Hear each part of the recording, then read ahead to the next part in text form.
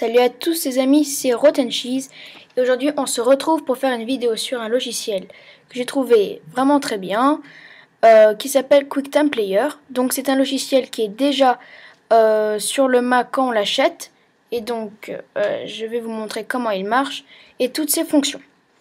Mais tout d'abord, eh bien, nous allons le mettre sur notre desktop. Donc vous allez dans Finder. Vous allez dans Application, donc ici, et vous allez chercher QuickTime Player, donc il est là, voilà. Vous le prenez et vous le mettez ici, donc dans QuickTime, donc je le mets là, voilà, sur mon desktop. Donc après vous fermez Finder, et donc voilà, il est là. Donc ensuite on va l'ouvrir, donc on double-clique dessus, et donc là il n'y a rien qui pop-up, il y a juste une barre, donc une menu barre au-dessus, qui indique QuickTime Player ici. Donc ici donc vous pouvez voir toutes les options de QuickTime Player, donc la version, les services, etc.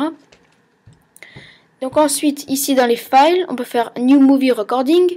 Donc cela permet, on va cliquer, ça permet en fait de faire d'utiliser la webcam pour faire un film.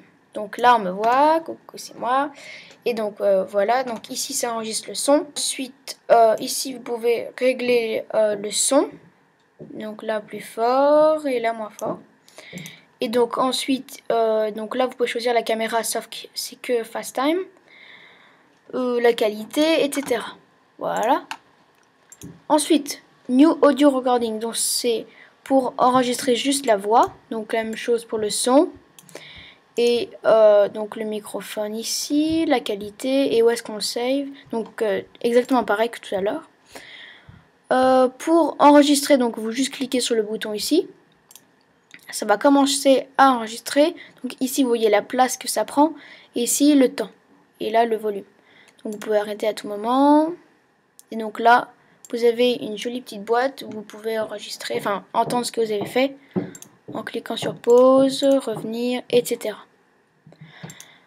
Oh pardon. Donc on va recliquer sur QuickTime Player parce que je l'ai quitté. Et alors là, New Screen Recording, donc c'est pour enregistrer l'écran.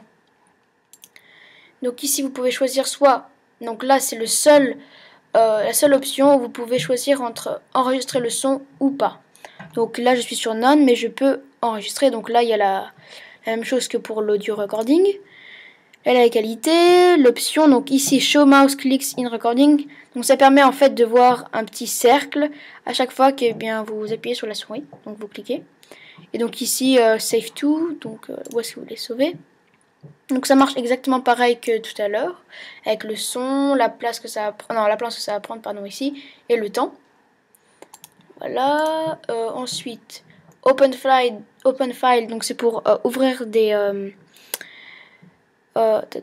fichiers. Donc QuickTime Player c'est aussi un logiciel pour pouvoir voir des vidéos, pas que pour en faire, mais aussi pour en voir. Donc par exemple Open File, et donc là je peux voir tout ce que j'ai enregistré.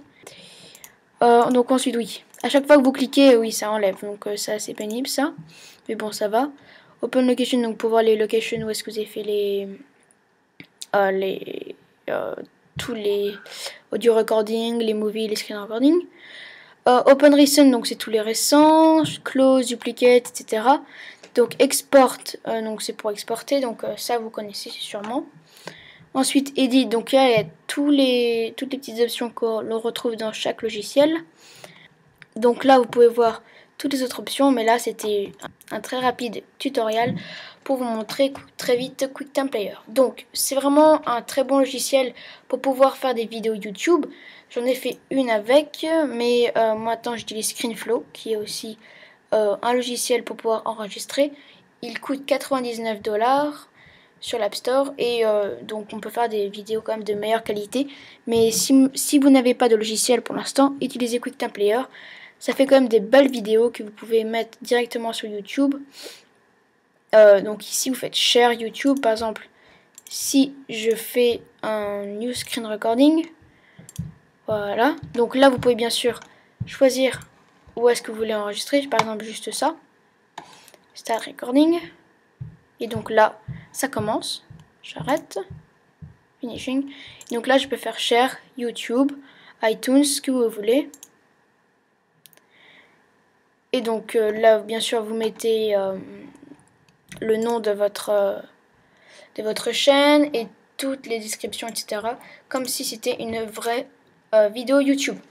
Donc, merci beaucoup d'avoir regardé cette vidéo sur QuickTime Player. J'espère que vous avez aimé. N'hésitez pas à vous abonner à la chaîne, de faire des commentaires, posez-moi des questions, pas de problème. J'aurai toujours envie de vous répondre. Et vous pouvez aller voir notre chaîne, donc c'est Rotten Cheese, et elle va apparaître en bas maintenant, voilà, ici. N'hésitez pas à mettre un pouce vert si vous avez aimé. Merci beaucoup, à une prochaine vidéo. Au revoir.